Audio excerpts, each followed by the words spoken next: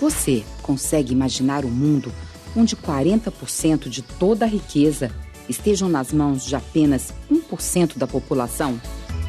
Um mundo onde, ao mesmo tempo, a metade mais pobre só é dona de 1% de toda a riqueza? Nem precisa imaginar, nós vivemos nesse mundo. E a desigualdade é uma realidade. Os dados são do PNUD, o Programa das Nações Unidas para o Desenvolvimento. A desigualdade é uma coisa que a gente pesquisa faz bastante tempo, mas, em geral, pesquisa desigualdade de renda. Eu posso comparar meu salário com alguém que recebe um salário mínimo. Muito mais escandaloso e relativamente novo é uma outra forma de calcular. Quanto mais rica a pessoa, mais ela aplica em atividades que rendem. Eu posso alugar minha chácara, eu posso alugar parte da minha casa, enfim, meu dinheiro começa a se multiplicar. Então, um dos fenômenos mais interessantes é que você tem aumento da riqueza, né? E, paradoxalmente, você tem aumento da pobreza. Em sociedades comprovadamente ricas, né? Quando você seleciona quem já é privilegiado, você cria hierarquias que são indissolúveis. Os brasileiros também convivem com a desigualdade. Quase metade de toda a renda do país está nas mãos de uma parcela pequena da população, os 10% mais ricos. Em 2012, essa minoria ganhou 87 vezes mais que os mais pobres do país. E você, como percebe essa desigualdade? Se eu tenho 1 milhão e uma pessoa tem R$700 por mês, alguma coisa está errada. Acho que a distribuição de renda é muito mal dividida nesse país aqui. Tem um degrau muito grande, a diferença do pobre e do rico. Você tem a pessoa que está correndo para não perder o trabalho, em compensação para o carro blindado com o executivo, e você tem o mendigo que está caído no chão. Você tem tudo aqui. Tem pessoas que já crescem sem nada, né? E por mais que ela lute, quem tem muito vai sempre continuar com muito, e quem tem pouco nunca consegue ter mais. A desigualdade não surgiu de repente. Tem uma história. E no Brasil, começou com a colonização portuguesa e se aprofundou com a escravidão. Mas, tanto tempo depois de seu fim, a escravidão ainda influencia a nossa sociedade?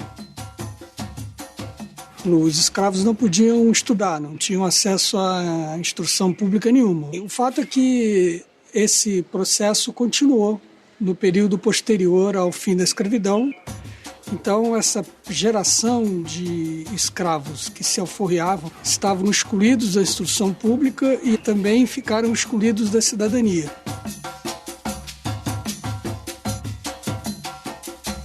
Os indicadores continuam mostrando, né, que a população negra ganha entre 45% e 35% a menos, em média, do que a população branca. Talvez o dado mais paradoxal é em relação às empregadas domésticas. E quando nós vamos olhar o perfil das empregadas domésticas, 70% são negras. Eu perguntaria se isso não são novas formas, né, de escravismo que nós convivemos no cotidiano. A minha bisavó foi escrava, a minha avó foi doméstica. A minha mãe, quando eu nasci, ela disse que preferia me ver morta do que empregada doméstica. Eu sou doméstica. No filme Domésticas, o diretor Fernando Meirelles retratou o cotidiano de uma categoria de trabalhadores.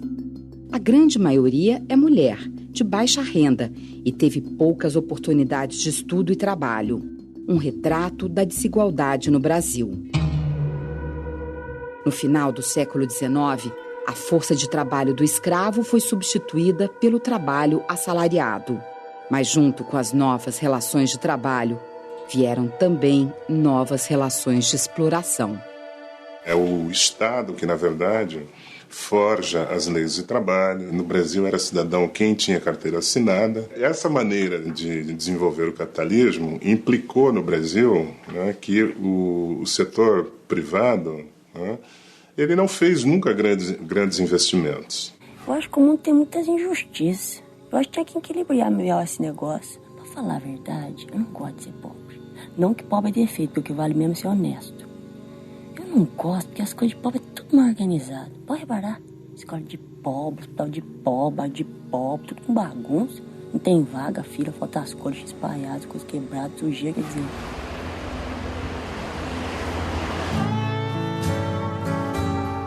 O pintor autônomo Robson passou por uma experiência difícil de esquecer. Foi há 6 anos no supermercado. Depois de comprar várias caixas de leite numa promoção, foi barrado pelos seguranças e acusado de roubo. Só que Robson mostrou o cupom fiscal. Ela pegou a notinha, correu para dentro do mercado, carimbou e assinou. E me abandonou lá fora e todo mundo olhando, né? Eu fiquei com uma vergonha, fiquei, caramba. Robson decidiu chamar a polícia, que veio depois de 1h30. Já vem até mim, pediu meus documentos e tal, e falou, se você quiser abrir o BO, você vai até a delegacia mais próxima. Será que os seguranças do supermercado parariam Robson se ele estivesse usando terno e gravata? E se Robson fosse branco? Pelo menos ela teria parado ele de outra forma, né? Falado, boa tarde, meu senhor. O senhor pode me prestar sua notinha?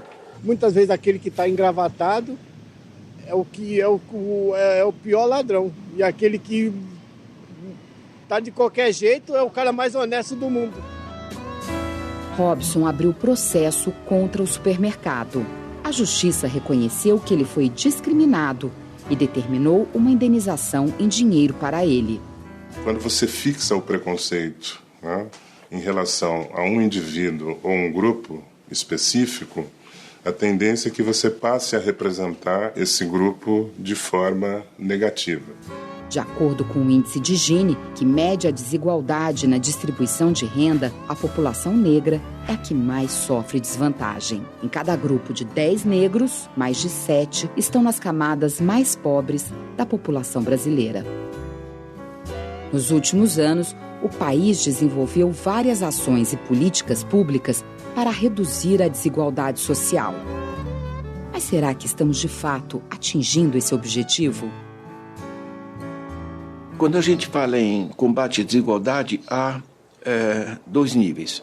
Primeiro, a redução da pobreza. Essa primeira parte, no Brasil, teve imenso sucesso. Mas é necessário também, por exemplo, uma mudança permanente na qualidade da instrução primária oferecida para as populações pobres. Enquanto a educação continua sendo tão desigual, as oportunidades vão continuar muito desiguais.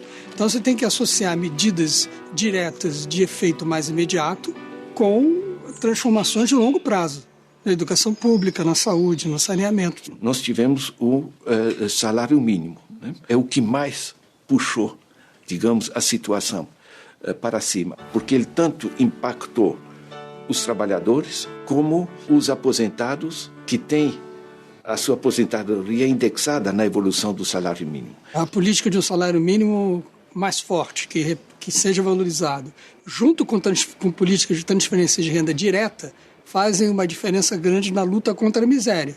Ela é também um pré-requisito fundamental para que o sujeito estude e, a longo prazo, tenha oportunidades. E agora? Você consegue imaginar um mundo onde não exista desigualdade? Acha que ele é possível?